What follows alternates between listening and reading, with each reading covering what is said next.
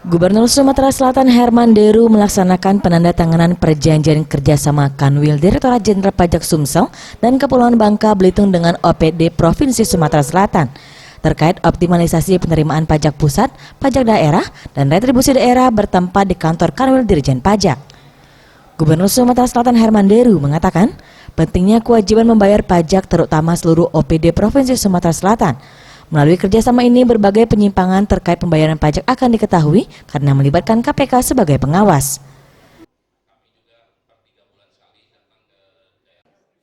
OPD yang punya tanggung jawab sebagai WAPU, wajib pungut, atau sebagai WP bersama mitra-mitranya ini diingatkan tentang bagaimana sebagai warga negara patuh terhadap pembayaran pajak, bukan karena takut terhadap punishment-nya.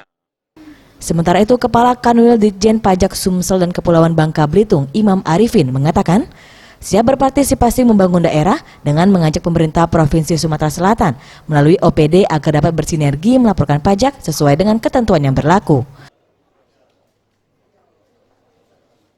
Perjanjian kerjasama secara lebih teknis antara kami pajak dengan para kepala OPD Pemprov Sumsel.